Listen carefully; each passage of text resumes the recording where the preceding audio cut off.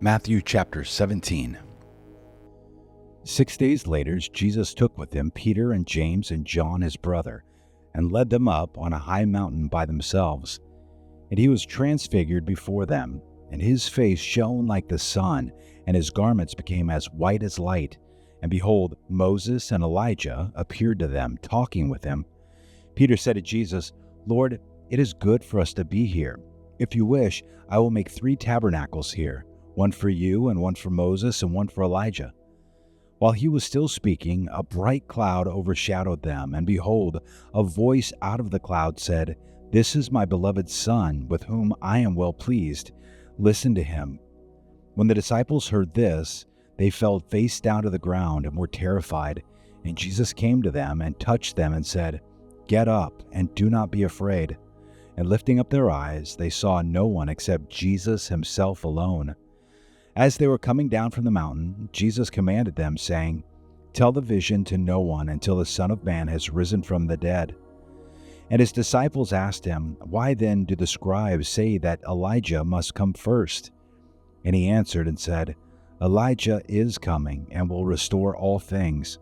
But I say to you that Elijah already came, and they did not recognize him, but did to him whatever they wished. So also the Son of Man is going to suffer at their hands." Then the disciples understood that he had spoken to them about John the Baptist. When they came to the crowd, a man came up to Jesus, falling on his knees before him and saying, "Lord, have mercy on my son, for he is a lunatic and is very ill, for he often falls into the fire and often into the water. I brought him to your disciples, and they could not cure him." And Jesus answered and said, "You unbelieving and perverted generation, how long shall I be with you? How long shall I put up with you? Bring him here to me." And Jesus rebuked him, and the demon came out of him, and the boy was cured at once. Then the disciples came to Jesus privately and said, "Why could we not drive it out?" And he said to them, "Because of the littleness of your faith. For truly I say to you, if you have faith the size of a mustard seed, you will say to this mountain, 'Move from here to there,' and it will move, and nothing will be impossible to you. But this kind does not go out except by prayer and fasting." And while they were gathering together in Galilee, Jesus said to them, "The Son of Man is going to be delivered into the hands of men, and they will kill him, and he will be raised on the 3rd day." And they were deeply grieved. When they came to Capernaum, those who collected the 2 drachma tax came to Peter and said, "Does your teacher not pay the 2 drachma tax?" He said, "Yes." And when he came into the house, Jesus spoke to him first, saying, "What do you think, Simon? From whom do the kings of the earth collect customs or poll tax? From their sons or from strangers?" When Peter said, "From strangers," Jesus said to him, "Then the sons are exempt. However, so that we do not offend them, go to the sea and throw in a hook, and take the first fish that comes up. And when you open its mouth, you will find a shekel. Take that and give it to them for you and me." Mark chapter 9. And Jesus was saying to them, "Truly I say to you, there are some of those who are standing here who will not taste death until they see the kingdom of God after it has come with power." 6 days later, Jesus took with him Peter and James and John, and brought them up on a high mountain by themselves. And he was transfigured before them, and his garments became radiant and exceedingly white, as no launderer on earth can whiten them. Elijah appeared to them along with Moses, and they were talking with Jesus. Peter said to Jesus, "Rabbi, it is good for us to be here. Let us make 3 tabernacles, one for you, and one for Moses, and one for Elijah." For he did not know what to answer, for they became terrified. Then a cloud formed, overshadowing them, and a voice came out of the cloud, "This is my beloved Son, listen to him." All at once they looked around and saw no one with them anymore except Jesus alone. As they were coming down from the mountain, he gave them orders not to relate to anyone what they had seen until the Son of Man rose from the dead. They seized upon that statement, discussing with one another what rising from the dead meant. They asked him, saying, "Why is it that the scribes say that Elijah must come first?" And he said to them, Elijah does come first and restore all things. And yet, how is it written of the Son of Man that he will suffer many things and be treated with contempt? But I say to you that Elijah has indeed come, and they did to him whatever they wished, just as is written of him. When they came back to the disciples, they saw a large crowd around him, and some scribes arguing with them. Immediately, when the entire crowd saw him, they were amazed and began running up to greet him. And he asked them, "What are you discussing with them?" And one of the crowd answered him, "Teacher, I brought you my son, possessed with a spirit which makes him mute. And whenever it seizes him, it slams him to the ground, and he foams at the mouth, and grinds his teeth and stiffens out. I told your disciples to cast it out, and they could not do it." And he answered them and said, "O unbelieving generation, how long shall I be with you? How long shall I put up with you? Bring him to me." They brought the boy to him. When he saw him, immediately the spirit threw him into a convulsion, and falling to the ground, he began rolling around and foaming at the mouth. And he asked his father, "How long has this been happening to him?" And he said, "From childhood. It has often thrown him both into the fire and into the water to destroy him. But if you can do anything, take pity on us and help us." And Jesus said to him, "If you can, all things are possible to him who believes." Immediately the boy's father cried out and said, "I do believe.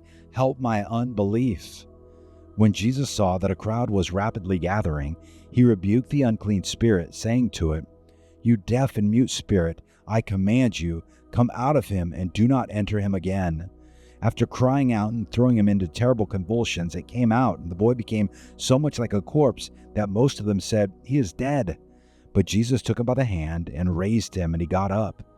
When he came into the house, his disciples began questioning him privately, "Why could we not drive it out?" And he said to them, "This kind cannot come out by anything but prayer." From there they went out and began to go through Galilee, and he did not want anyone to know about it. For he was teaching his disciples and telling them, "The Son of Man is to be delivered into the hands of men, and they will kill him. And when he has been killed, he will rise 3 days later." But they did not understand this statement, and they were afraid to ask him. They came to Capernaum, and when he was in the house, he began to question them, "What were you discussing on the way?" But they kept silent, for on the way they had discussed with one another which of them was the greatest. Sitting down, he called the 12 and said to them, "If anyone wants to be first, he shall be last of all and servant of all." Taking a child, he set him before them, and taking him in his arms, he said to them, "Whoever receives one child like this in my name receives me, and whoever receives me does not receive me, but him who sent me."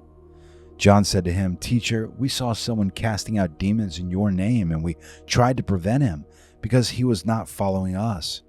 But Jesus said, "Do not hinder him, for there is no one who will perform a miracle in my name and be able soon afterward to speak evil of me. For he who is not against us is for us. For whoever gives you a cup of water to drink because of your name as followers of Christ, truly I say to you, he will not lose his reward. Whoever causes one of these little ones who believe to stumble, it would be better for him if, with a heavy millstone hung around his neck, he had been cast into the sea.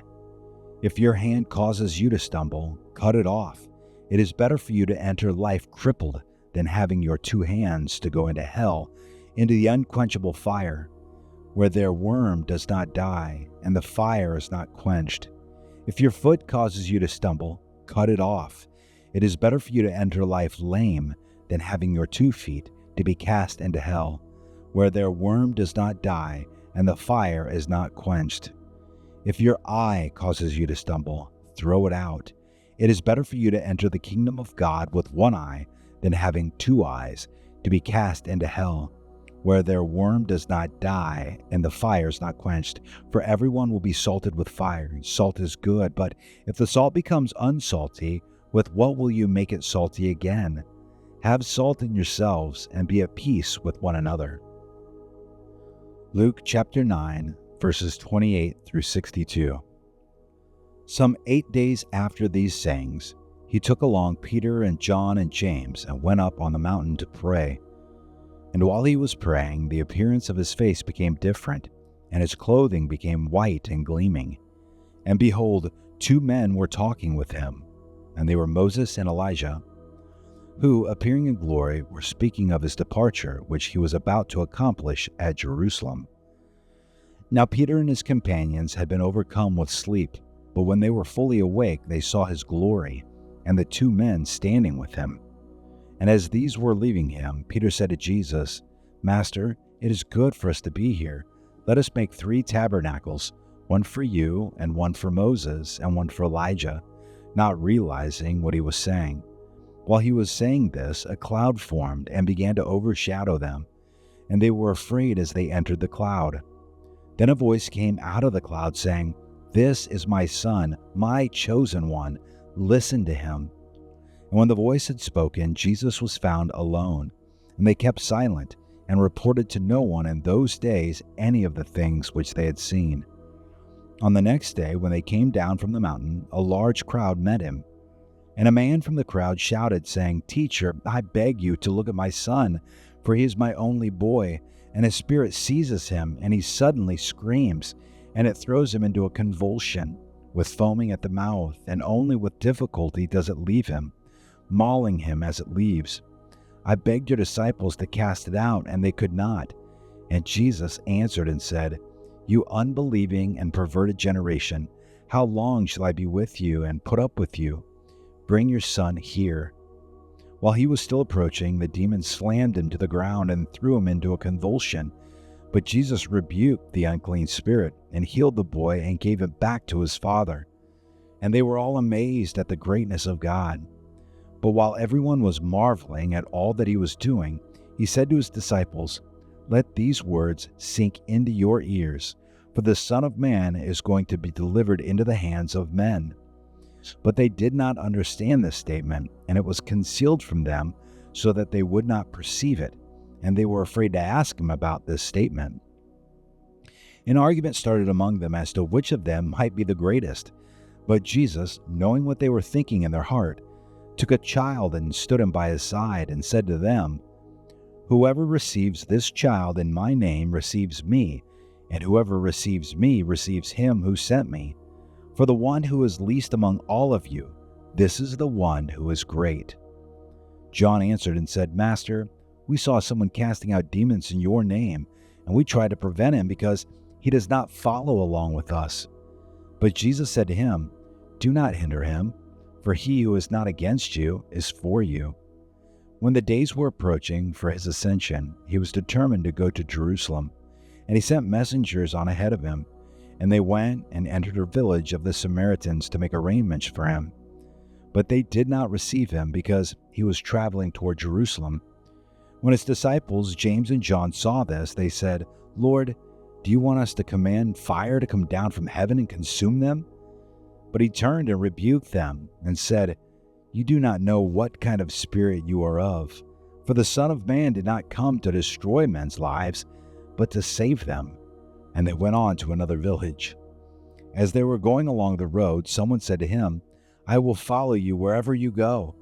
And Jesus said to him, "The foxes have holes and the birds of the air have nests, but the Son of Man has nowhere to lay his head." And he said to another, "Follow me." But he said, "Lord, permit me first to go and bury my father." But he said to him, "Allow the dead to bury their own dead. But as for you, go and proclaim everywhere the kingdom of God." Another also said, "I will follow you, Lord, but first permit me to say goodbye to those at home." But Jesus said to him, "No one, after putting his hand to the plow and looking back, is fit for the kingdom of God."